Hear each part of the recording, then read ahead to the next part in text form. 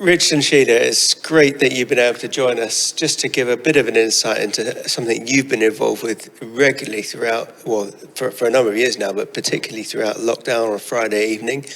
Would you tell us a little bit about the soup run? Okay, so we help with the Bristol Soup Run Trust, which is a charity been running since about 1971, I think. And Central's involvement in it has been from the beginning.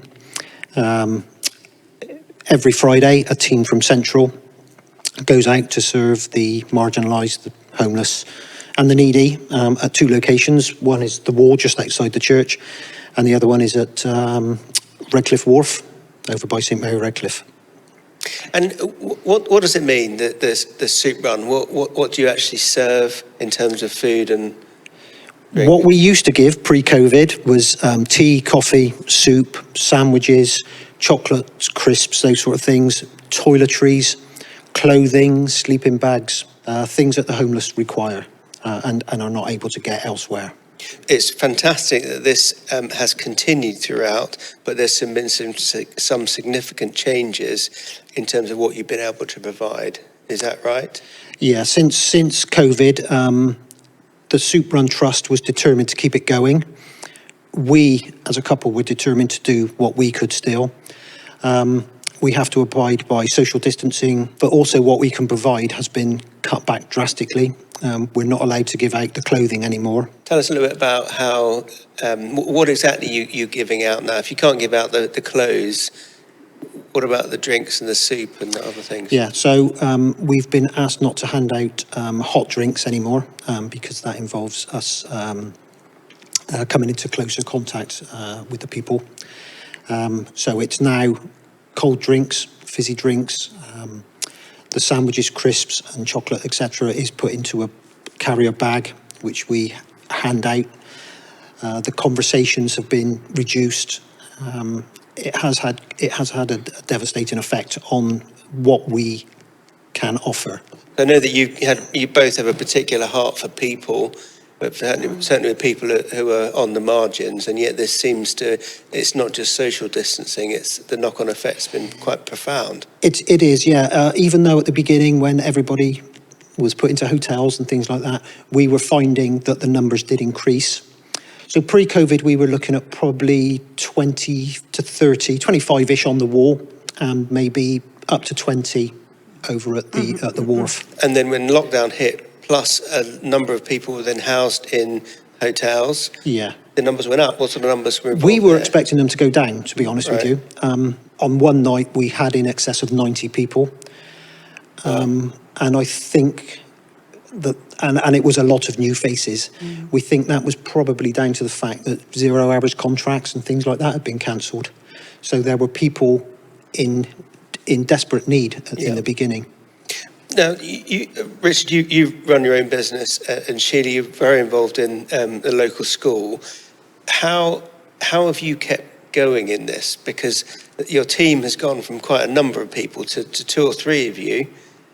You've absorbed that within yourselves. How has Jesus kept you in it, and how has it kept you going? Well, there are definitely a couple of days when we were driving down and we were both absolutely exhausted, and we would pray out loud, and they were prayers of desperation from us as well, with please keep the numbers low, or please let people be kind, or give us patience, and all those desperate pleas went up. Everything that we made those desperate pleas for was made, and certainly on a few nights, with particularly when it went up to 90, it really was a case of loaves and fishes, because we did not have that much food. We did not cater for 90 people, but somehow everyone was fed and everyone had a drink. And he was there behind us, beside us, and it was quite tangible at times because we needed him. It really did feel very overwhelming at times. And so, well, in a very understated way, you talk about the miraculous presence of the Lord sustaining you in it, providing perhaps more than you had to give out. What do you think this experience is doing in you in terms of your own relationship with Jesus? For me personally, it's more about trust I think. I always thought I trusted him, but maybe there was that little inkling of, or maybe. But everything really we needed with working at school, with Richard's business, with the soup run, has been provided for in some way. It's not been easy. Some days have been very stressful. But that you can trust him, and he will sustain you, and he will give you the strength, and also realizing that you do have actually more faith than you realized, and just that he is there for the day-to-day stuff, and the day-to-day stuff during a pandemic he is also there for, and that was very reassuring and very calming as well. So the stress levels came down. Tell us, how can we as your church family stand with you in this? Particularly, people might want to say, actually, do you know, I have some help, I could help in this area. But each of us, every one of us is called to stand with you in prayer. How can we stand with you in prayer, and what particular things should we pray for?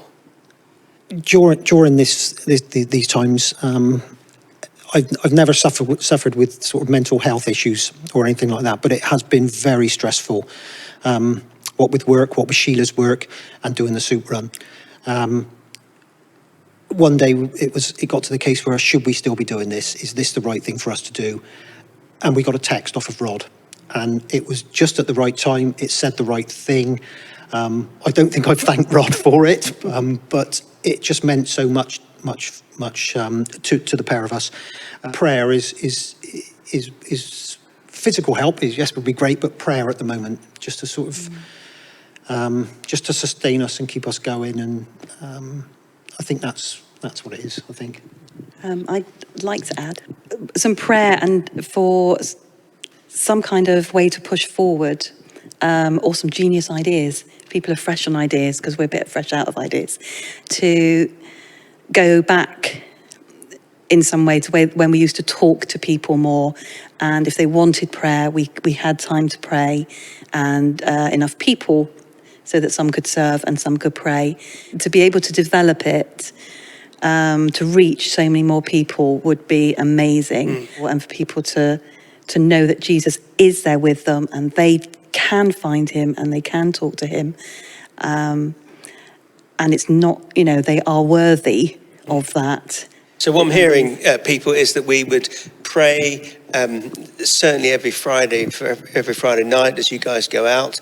There might be some of us actually know exactly how we could help, but everyone gets to pray. So please, I encourage you to put this on your list, on your prayer diaries for Friday night. The second thing is be like Rod, as ever. Be encouraging, be the most encouraging person that you know. And the third thing, I think the pressing thing, is pray for just a wonderful, the Lord would drop an idea, a strategy in, because Richard and Sheeylah, you have loved people, and this has been quite painful for you, being separated from that, just sort of giving food and then having to move on. It's necessary, but it's only part of it.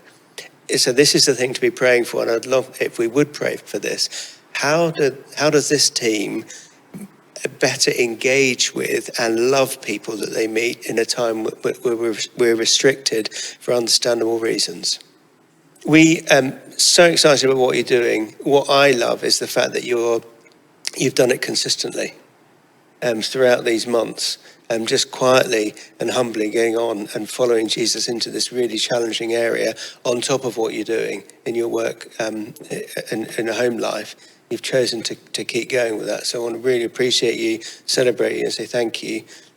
We long for the fact that these teams would grow, but we keep praying, and we'll pray for you. So bless you, and thank you so much. Thank you. Thank you.